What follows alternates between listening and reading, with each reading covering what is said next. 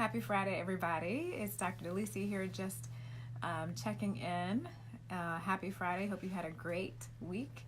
I wanted to jump on and talk about something that one of you had brought up, and a question that someone had posted. And I really appreciate all the questions and comments and posts, because when I'm doing this, I don't always know if people are watching or if it's helping someone. So when I find out that it's been beneficial, it definitely helps me to continue to do them. So I really appreciate it. So I wanted to come on and address the question that we'd received. Again, I'm Dr. Delicia Haynes. I'm the founder and CEO of Family First Health Center. I'm a board certified physician. I'm also a medical student mental health advocate.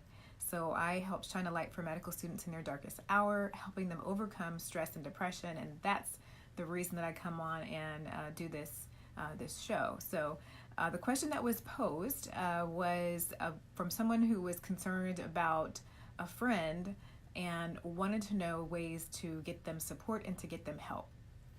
So I wanted to just quickly share 5 ways, 5 fairly simple ways that you can get someone the help that they need.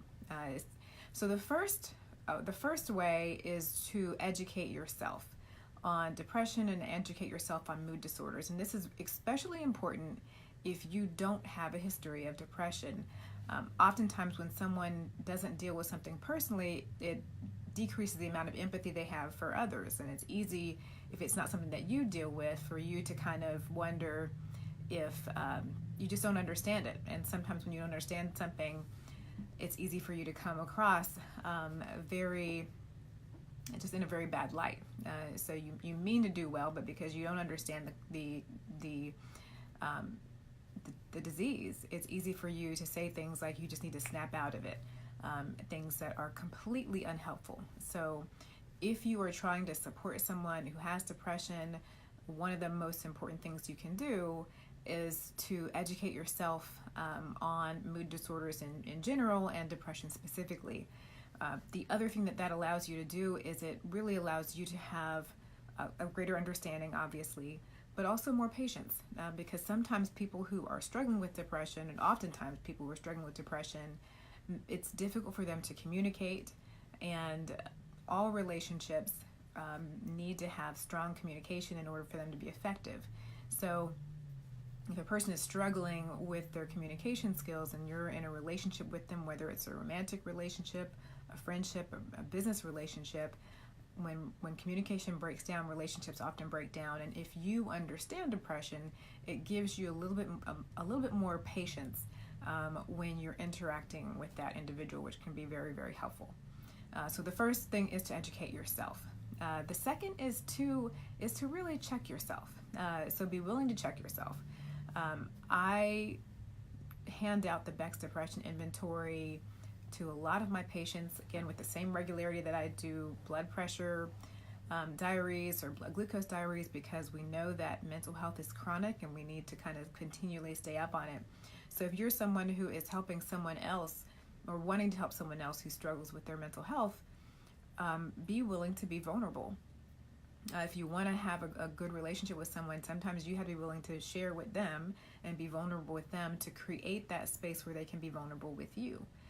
So you can't be strong all the time and have a vulnerable relationship. There has to be a chance where the two of you can really kind of come together on that level of transparency.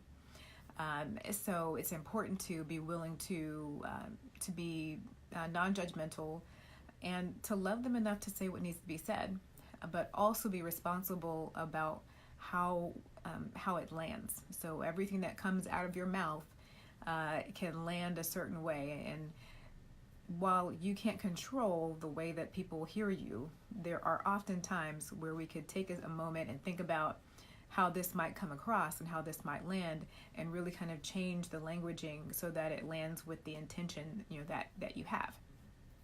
Because a lot of people are really into, I'm just going to tell the truth, I'm going to say the truth, and the truth is very important and very effective, but it also needs to be said in a way that it's going to land well with the person that you want to communicate with, so that you keep those communication lines open and effective. So really, check yourself. I oftentimes, when I give my patients a Beck's depression inventory, I will tell them to keep it, one, because I want them to continue to check on themselves, but also I want them to have access to it, because if they have a friend that is struggling, then that's something that they can give to their friend. I don't recommend you give the one that you put your circles on, because we don't want this to get into a comparison. But they have access to kind of a blank Beck's depression inventory that they could give to their friend. Their friend can kind of take, even if they're taking it in, by themselves, now they have that insight that they might not have otherwise had. Hey, Christy, good to see you. Thank you. So that's the second one, is check yourself. The third way that you can support someone who's struggling with depression is to really encourage them to seek help.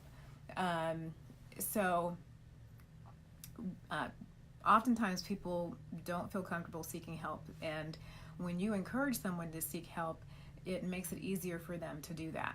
So make sure that you are encouraging them to seek help, and you can even go a step further and do some of the legwork as far as finding mental health counselors, someone who's licensed, who can be helpful, because we want to decrease those barriers to entry and make it even easier for someone to find the help that they need. So here at the office, I always am collecting business cards of psychiatrists and psychologists and counselors in the area, because it's not everyone kind of jives with everyone. So I have to find a good match between a patient and the provider, because they may be a fantastic counselor, but if they don't really have the vibe with the patient, then it's not going to be that effective.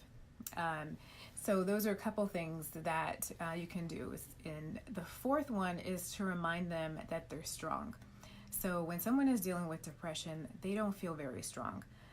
They actually feel quite the opposite. So when you can remind them, hey Andrea, when you can remind them of their victories, remind them of what they've done well, that's really helpful, because when they are depressed, that voice that is telling them that they're nothing and that they're not enough gets really big, and the voice that positive voice gets really small.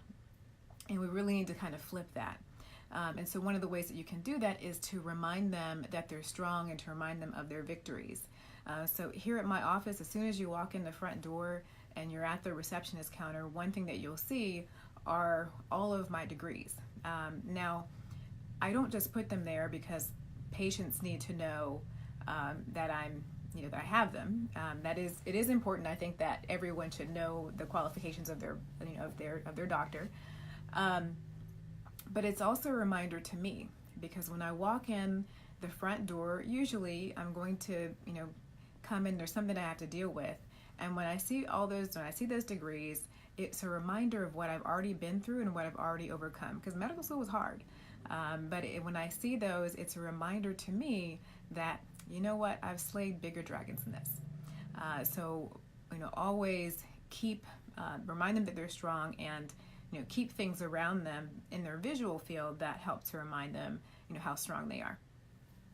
And then the fifth thing that you can do, and really the most important thing you can do, is listen. So people always say you've got 2 ears and 1 mouth for a reason, and I think there's a lot of truth to that. Just sitting there and being with them and listening to them is really, really helpful. So again, those were just 5 things that you can do to help support a friend who is struggling with depression, and ways you can get them help. So the first thing, again, is to educate yourself. Educate yourself on mood disorders, especially, again, if you don't have a history, because it's going to help you be more patient with them. And also to check yourself, be willing to take a Beck's depression inventory yourself, or some other form of depression inventory yourself, and to be willing to say what needs to be said, but make sure that it's landing in a way that is going to be beneficial to them and to your relationship. The third is to encourage them to seek help. When you're encouraging someone to seek help, they know that you care about them. And also be willing to do some of that initial legwork to find out what resources and what help is available. The fourth is to remind them how strong they are. You've got their back, but that they have overcome things before, and to remind them of all of their victories. And then the fifth, and one of the most important things, is to listen. So I hope that was helpful. Again, my name is Dr. Delicia Haynes. I'm the founder and CEO of Family First Health Center, and I'm also a medical student mental health advocate. So I shine light for medical students in their darkest hour, helping them overcome stress and depression. And you can follow me across social media at Dr. Delicia MD. That's DrDeliciaMD. I hope you have a fantastic weekend, and I'll check you guys later. Take care. Bye.